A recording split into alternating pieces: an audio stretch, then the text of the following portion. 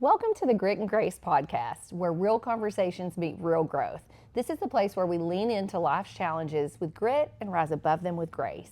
Whether you're here for encouragement, practical tools, or a reminder that you're not walking this journey alone, you're in the right place. So let's dive in. Hey guys, so we hope that y'all are doing good as we are in February now, basically. Yeah, we're there. And so, Christy, you want to give an update on what you're doing in life? What am I doing in life? I'm running a lot. I'm lifting more. Because that's one of your goals. That is one of my goals. And by the way, tomorrow is February 1st, I know. and we had coffee this morning, thankfully, because we missed coffee last week because of the weather. It was sad. It was. It was really a sad And day. Next Saturday, we're going to be running outside and coffee. And tomorrow's February 1st, so we got to talk about goals. We didn't talk about goals today. Oh. We should have talked about the end. Do you have yours written down? Two. I have to finish up. I think I have two written down. I have to finish up. But we should have recapped goals today on what we were should good have. at. We But should anyway, No, so lifting was one of your goals. Being the end of January, I had a friend, we have a mutual friend, Gil, who was talking about, him and I are both about 2 or 3 years ago, we got into streaks. streaks, yes. Streaks. I like streaks. Yeah, I do of like course you streaks. do. I do. I like streaks. Anything to be compulsive, Yes. Christy enjoys. Like my Bible app is a Yes, lot. It's like yes. 1,200, I don't know, days. Yes. And so he did a 5K a day or something like that. And we're doing the running every day. And so I ended the month of January with 100 miles. And it wasn't that hard. So I was like, no, Bethany, I'm not saying that's my goal for the year, because she'll be like, you want to do it all year? I'm not, I don't know. Do it all year. Let's do 150 though. So it was interesting to see, the fruit of my running consistently every day, because my average, well, that did include the Houston Marathon. Yeah. But my average was like 3.5 miles a day. I'm so proud of you. I know. It's so good. And we are preparing for, in 2 weeks, we're running Austin half. We are. And I'm just doing a half because Boston is I don't know, 75 days away. You're in training for Boston I'm in training now. for Boston now. I'm in training and keeping my body safe mode. Yes. Yeah. I'm so proud of you for today. Yeah, we So chose proud. not to run outside today, ran on the treadmill. It was dreadful, but we did it because it was very cold. It was very and cold. It was so very we cold. don't want to, pull a hamstring or Achilles. I know. So I mean, it can happen so quickly. yeah. I don't want that lesson. Yeah, but we're doing Austin just as a friend trip together, Yeah, it'll be good. and we're excited. I'm excited. Yeah. Have you ran that? No, No. no. It's more hilly than Houston, it's right? going to be hilly, and we're not running it together. We're running our own race. We are running because you have no expectations, right? Right, right. So anyway, that'll be fun. But we have a lot going on coming We have up. a lot. We have Austin, and then we have the 10K. Is that the following weekend? Yes, yeah, it is. We have the very 10K next here weekend. locally, and then we have Fresh 15. In Azalea. We do all the In local Azalea. races. Yeah. Yeah, Azalea. And then we just have a lot going on, with what we're building and working on. We do. Together. Yes. So lots of moving parts. It's good. So It's really good. Yeah. It's neat to see God work.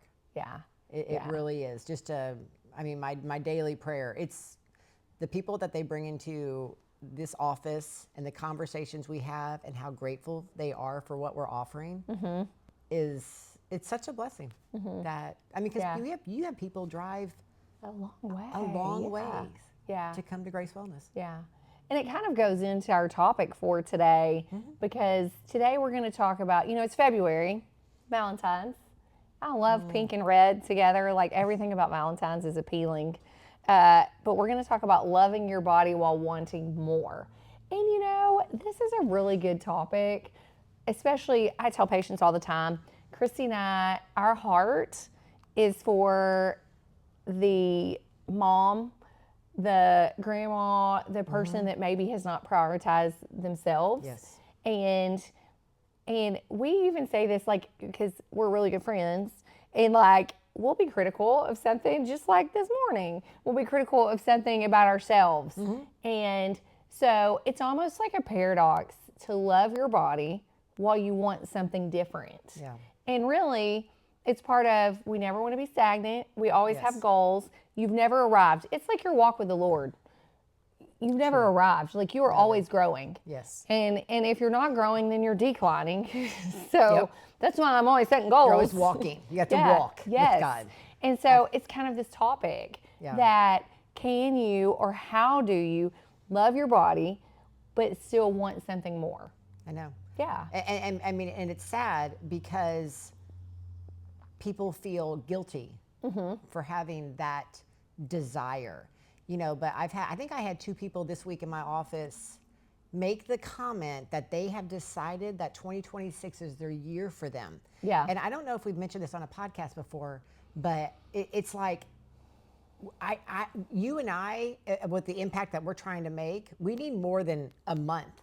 We need a year of really being dialed in on fine tuning how we can optimize our body. So it can be something that you're proud of what to do, what it's doing, and everything. And so many times people, of course, it's an instant gratification society, right? Yes. And so people become discouraged, or they abandon ship if something doesn't change, if they don't see results Yes. in the first 2 weeks. Yes. You know, and so it takes time, and we have to dig our heels in, set those goals. And, you know, so this is an interesting kind of thought, that body positivity. So being positive about your body, it's like us saying, quit focusing on the number on the scale and let's look at overall health. But body positivity versus self-discipline, it feels like a conflict with each other, okay? Because self-discipline requires, you know, consistency, daily decisions, and then, you know, Not immediate gratification. yeah. And so really our topic today, it is, we would like to like empower you Yes. towards this. Yes. And yeah, because so many of us live in this kind of false narrative. Yeah. Well, and I agree, because so many people, they believe that if they want to change, or if they want more, that they don't like their body, that they hate their body.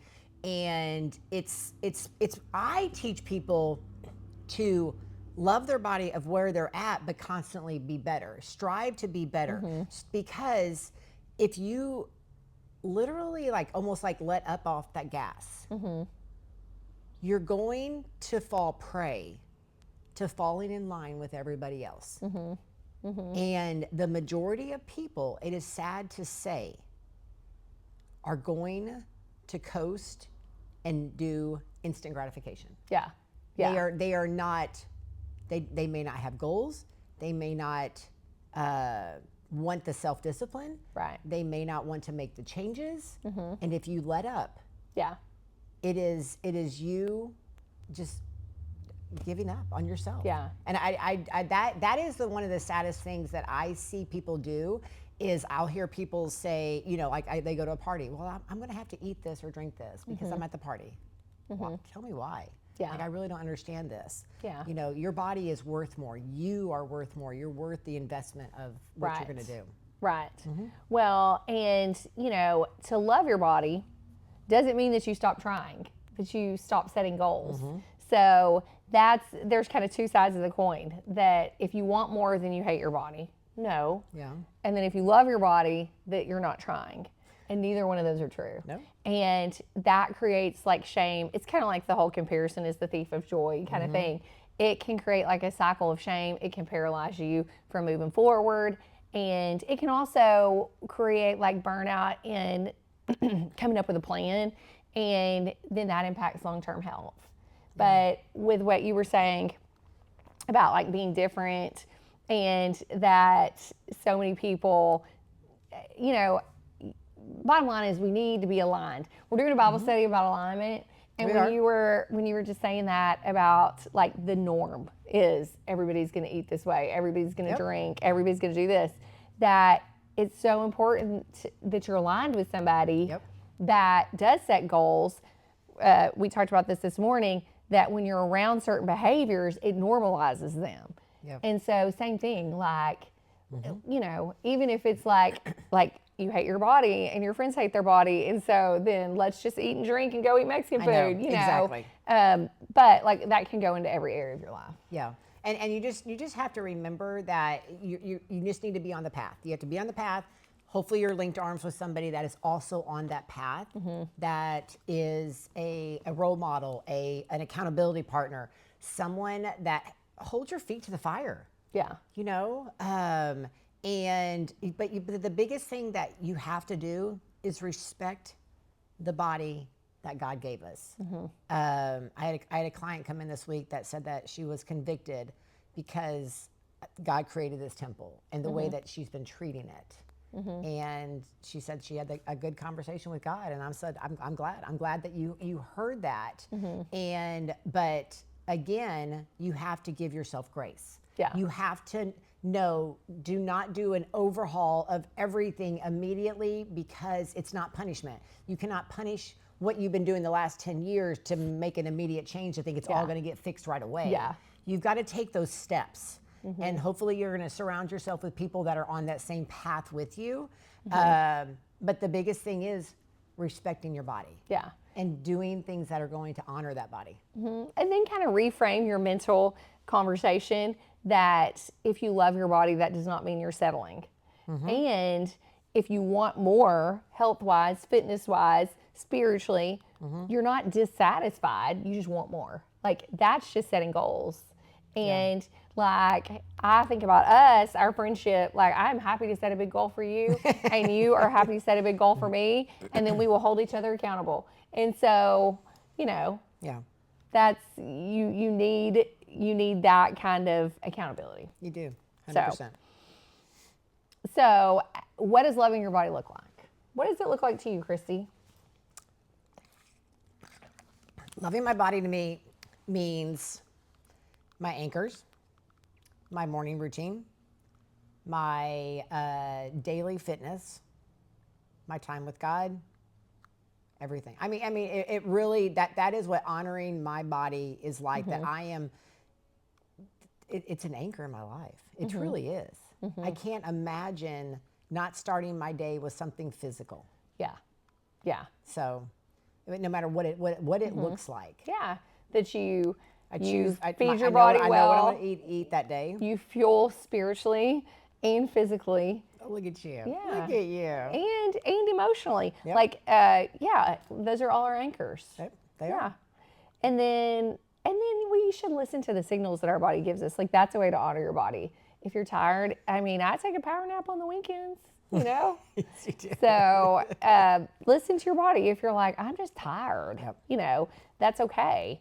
And to view eating as fueling, not restricting. You talk to people about that all the time. Yeah. But I mean, and even listen to your body with fatigue and tired and everything else, but also you need to take it to that other extreme where people they're not listening to what their body's telling them with how they're fueling their body, with what they're doing to their body. And your body is always talking to you. Yeah. And, you know, I hope it gets your attention before it's too late. Yeah. But and I think this is something I hear so often. You know, so many people only exercise so that they can negate the calories that they ate that day. Yep. So they can still eat the way they want to eat. And that is not what loving your body looks like. And not at all. that is almost viewing exercise as punishment. Yes. And I would definitely say, like, we're so good, but it's sort of our anchors.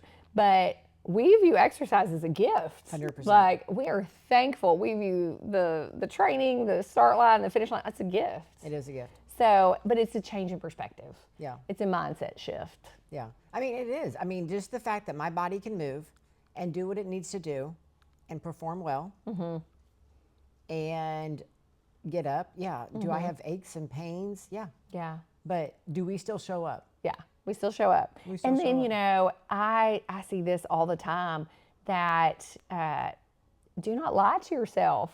Do not lie to yourself. You know, speak to yourself like you may have to do some self-talk. You know, you've heard me say this. I've talked smack to myself for a minute. Like, if I'm like, Bethany, like, get it together. Get it together. Get it together. You sometimes have to reframe. So don't lie to yourself about what you're doing. You know. Amen on that one. Yeah. I agree with that one so much Yeah. because I have conversations with every day with people, and I don't think that they are aware of really what they're doing to their body. Yeah. And and I don't know, or they're doing some, but they're like almost like fearful or hesitant of doing more. Yes, exactly. I think it's like a self-preservation mechanism because they're scared of failing, and so they create this little space that's like, the excuses. Yeah. But wanting more means those daily anchors, showing Yes. up, Yes. setting goals, people in your life Yes. to help you and hold you accountable in those goals Yeah. with similar goals that are aligned to you. Amen. But it also means when you want more for yourself, it means longevity and health span. Yeah. Yeah. And we are constantly telling people that we want to get you to that final decade thriving. And I mean, we work with a lot of weight loss patients, and teaching them that it's not about a number on a scale. Right. Teaching them that it is about health and taking care of the body that God gave you, and it's going to self-survive. It's somehow, some way, and if it's by eating muscle and doing things the wrong way, it's breaking it down the wrong direction. Yeah. For an aesthetic. Yeah. And that's not loving your body. Yeah. And so when you think about longevity of living a long and healthy life and health span instead of just living to your 80, but thriving till you're 80, it really makes a difference of what you do and what you put in your body. Yeah. Because everything that you're doing today is making a deposit on your future self. And the way that I always see that is as a retirement. Yeah. You can start building your retirement now when you're 30. And so when you're 80, you're good to go. Hopefully it's before that. Yeah. Retirement. I hope so. We've got plenty of time left. It truly, that is loving your body, of getting your mind set of health span. Yeah. Yeah. And I think, like, speaking to the moms that are listening, and we've said this over and over, but loving your body is being selfish for that little bit of time so that you can pour out the rest of the day. Christy says, be selfish so you can be selfless. Yes. And that's those morning anchors. It's getting up early. It is being okay with not feeling like you're taking away from your family by carving out that time to exercise. Yeah. That's loving your body. It is.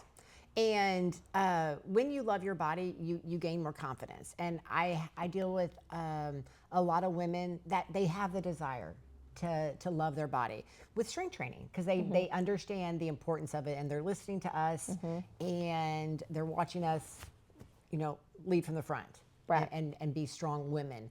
But the thing is, they're not confident in their skills. And so I'm constantly telling them there's ways to start, on watching videos, and then you walk into a gym, and then you pick up some dumbbells, but again, hopefully you have a friend to take with you, and that's always even better. But be confident in who you are, and don't let anybody stand in your way to the goals that you want to get. Right. If you want to go lift those dumbbells in the gym, go lift those dumbbells at the gym. But you can always learn on YouTube first. Yeah. How to lift the dumbbells correctly so that you walk into something confident. But yeah, there's so much information out there, but we're trying to always give the correct information, because there's a lot of good information and bad information. Right. But and it's a little countercultural to love your body while you want change, because everything's ingrained in us, kind of opposite of that. And so we've talked about discipline and freedom recently. And so the role of discipline in loving your body, but wanting change. So how would you view discipline in that regard? How would I view discipline in regard of loving my body? Yeah, so discipline as an act of love. Yes. 100%. It creates my routines, my habits. It's who I am. It is discipline as an act of love is like your anchor for how you love your body. It is exactly how I love my body. Yeah. Because it's not motivation or feelings or anything else. It is discipline. It is who I want to be, and it is the decision that I have made how I treat my body. You know, that reminds me, like years ago when you were Christy, my trainer, not Christy, my BFF, that I remember being like, I feel like I was texting you, or maybe it was at camp, and I said something like, do you ever like have a day that you don't want to exercise? You just feel off? And you're like, absolutely.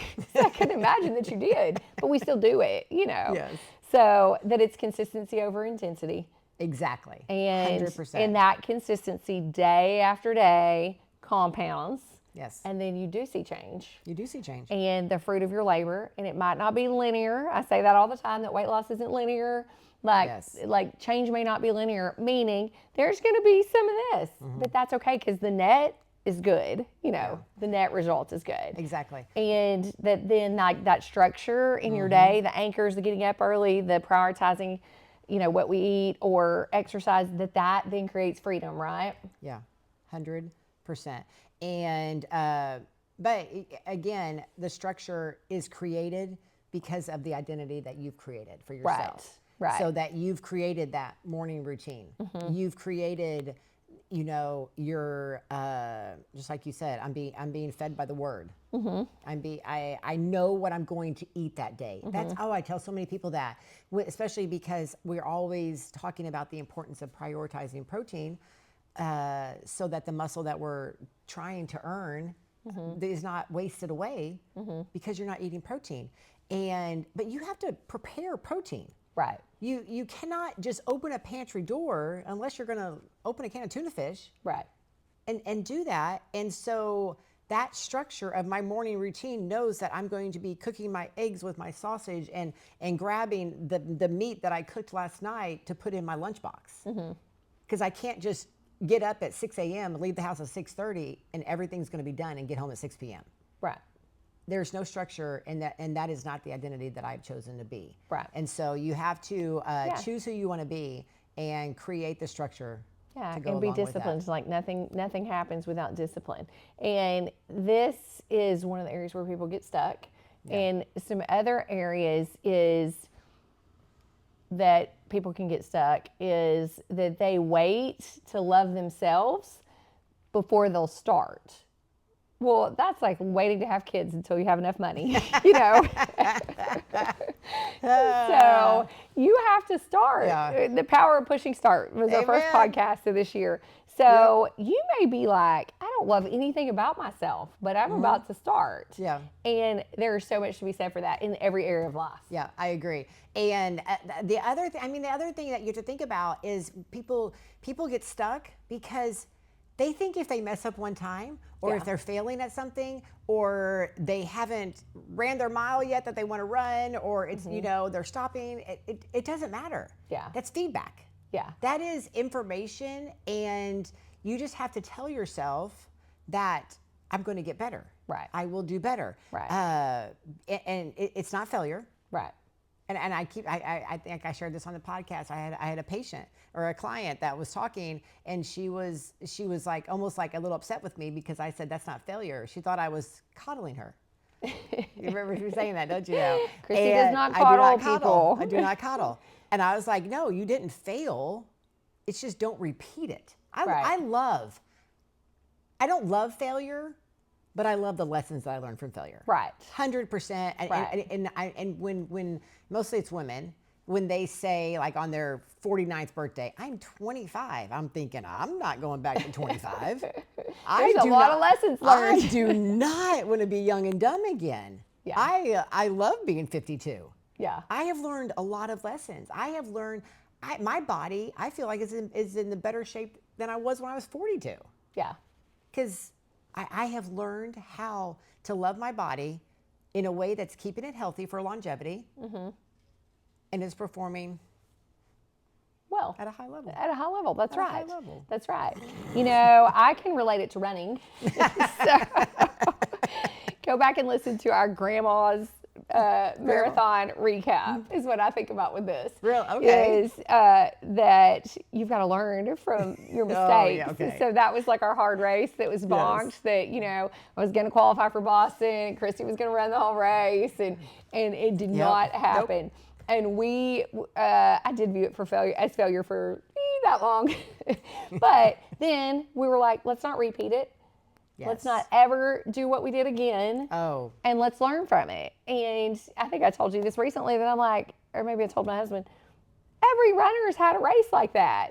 So we got that under our belt now. Yep. You know. And there could be another one in our future. And there could be. There could be. And you learn from that. So setback, you know, it's a setback. It's not a failure. Let's look at it as feedback. We didn't feel well. We did some things we shouldn't have done. Same thing.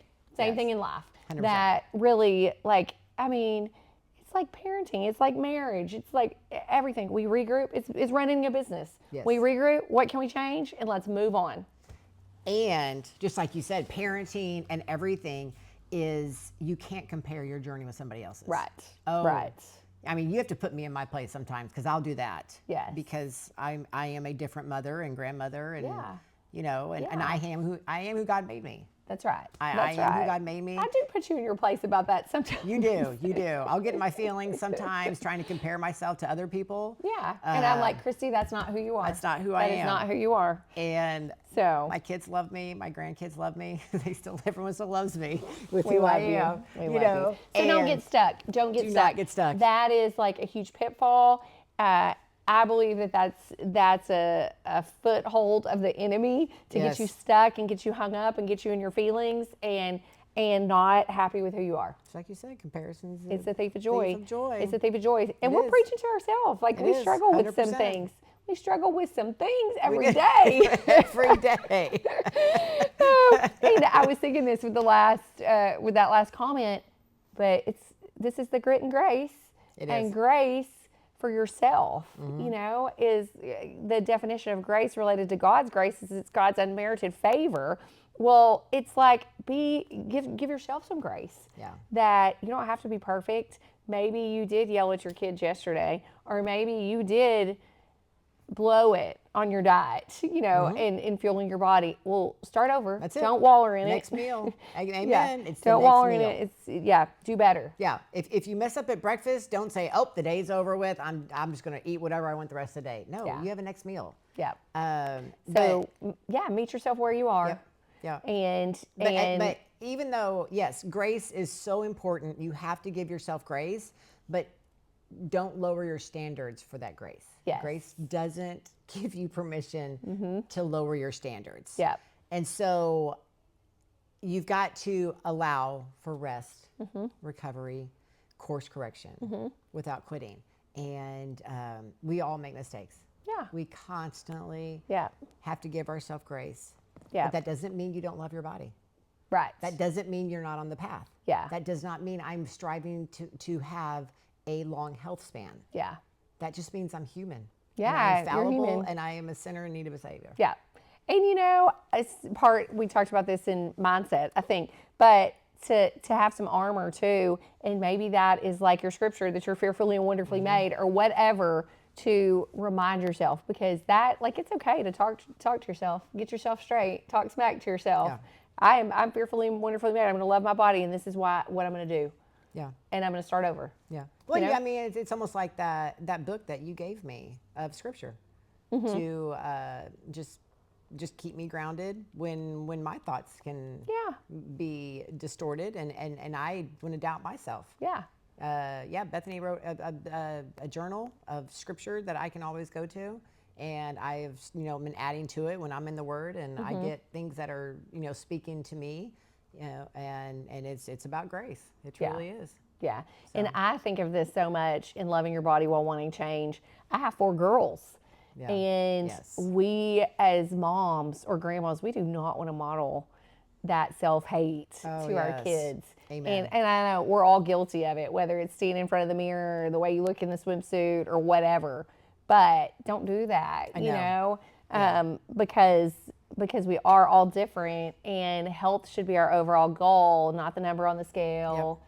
And we're relating it to weight, but this relates to every area of your life. It does. But and I don't think mothers know how much it impacts kids. Yeah. Because Yeah. when I am talking to my clients, Yeah. that's a lot of the stories start with, Yeah. my mom struggled with her weight Yeah. forever. Yeah. Now I do. Yes. And I don't know. Do they think that that's how it's supposed to be? Yeah. Or it's like they're stuck with that cycle? Right. And it's Don't be stuck. Don't be stuck. Don't be stuck. So, give yourself grace, but then grit over here. Yep. What does the grit look like? Grit is choosing habits that compound. That good. means, and I am always harping on this. I love the week. I love the month thing. So we're at the end of January when we're recording this podcast, and Bethany and I are already thinking, okay, what are we going to do in February? And so, what did I do in January that's going to remain?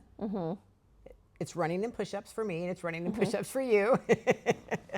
But was there anything else? Was there anything else of habits that I did in January, or for you? Was there that compounded? I can't think. We really should have pulled that up this morning. I Yeah. think I had think of prioritizing protein on mine. Well, we did. We did well with our devotionals. Yeah, we did great. That was our January goal. Yeah, that was a January goal. Prayer. It was a prayer journal. That was one of our goals. Journal. That we wanted to be more Yes. intentional And we are. about prayer. And we're doing good with that. And we've done good with it. We have. And don't you feel like though holding each other accountable has helped? Because we're doing a Yes. lot of stuff together. Yes. Not together, but like kind of comparing notes. Yes, comparing You know? notes. Yeah, we're doing the And- Bible app thing now together. Yeah. I do enjoy doing that. Yeah. So yeah, and I think that's a new habit of ours. That's compound that will compound. And so it's just it's about thinking, what are you doing throughout your day? What are your anchors? What are your habits that you can almost like habits stack? Yeah. It's like I tell people that if they need to take their magnesium in the evening before bed, put it by Yeah. your toothbrush. Because they Yeah. always say they forget something. Put it by the coffee maker. You always turn your coffee pot on if you need to do it first thing in the morning. Put your clothes out the night before so you can go for your run or go work out. Those habits, they compound. Yeah. And I think that we've created some habits like sharing goals and sharing devotions and stuff like that. And I think having somebody that you verbalize those goals to helps.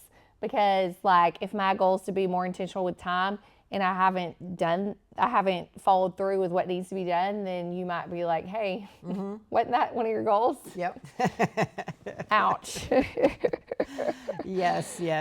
But again, it's you have to. We said grace is forgiving yourself, but grit is returning back to the path. Yeah, you have to continue to show up. You have to continue to show up. Yep.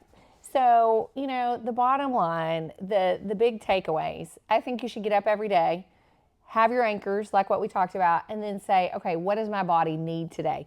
So if your body needs more sleep, then maybe you do need to sleep longer, but you Yeah. still have some anchors that are not negotiables, right? Yes, you do.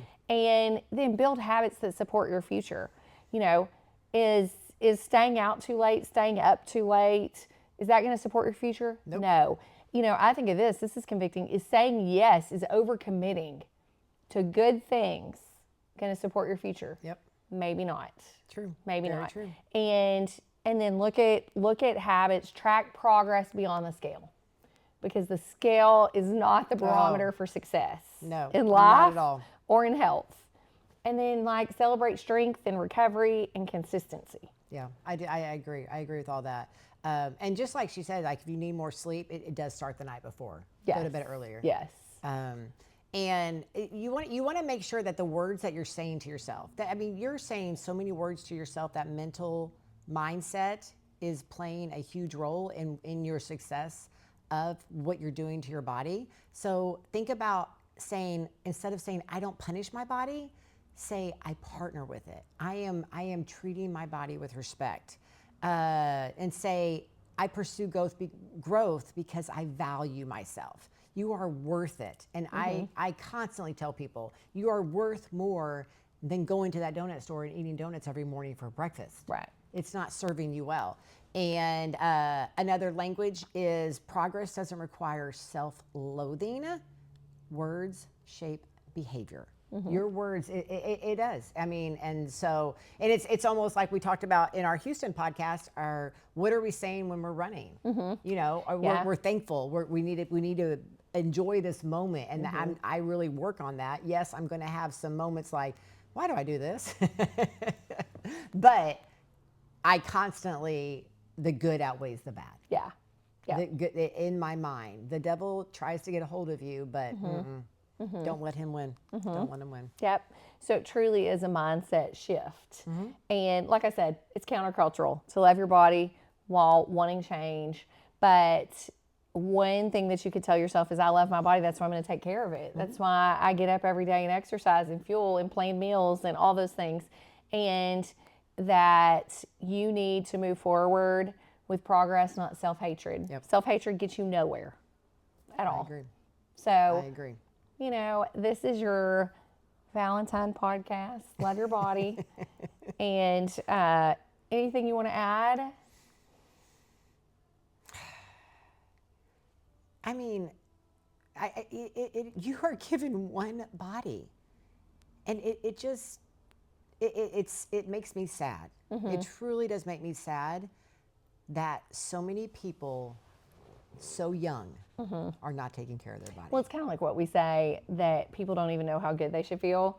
That is Because true. Christy and I tell each other all the time, like, we feel good. I know. We feel good. No, I got a little knee pain sitting here this long from my morning run, but that's just residual. Yes, it's just residual. It's just residual. But yeah, that I had somebody that came in for hormones yesterday, and I always tell people that they're not without hope and that they're normal, but we don't want it to be normal, and we're going to fix them.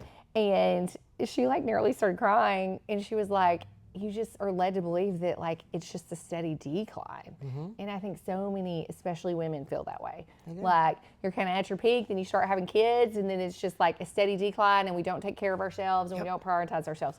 And so the take home from us is to set goals, prioritize your health, don't be hard on yourself, don't compare, and have people in your life that will spur you along. That is so important. Yeah. That is so important, and I do. Comment with and tag somebody that you have in your life that is spurring you along, because they need a shout out. They do need a shout out, because that is someone that is a blessing, and you just need to always remember that. So, but again, guys, we always want to leave you with action items. Especially with something like this, when we are talking about, loving your body. And so I challenge you to choose one habit this week that's rooted in respect of your body. That's good. Like just choose that one habit. One, just one. Yeah. That's it. Just one, and make it a habit. That's right. Yep. So, guys, thank you so much for spending time with us on the Grit and Grace podcast. If this episode spoke to you, please like, share, and follow us on all platforms. And as you head back into your life, choose to pursue it with strength, faith, and intention, a life marked by both grit and grace.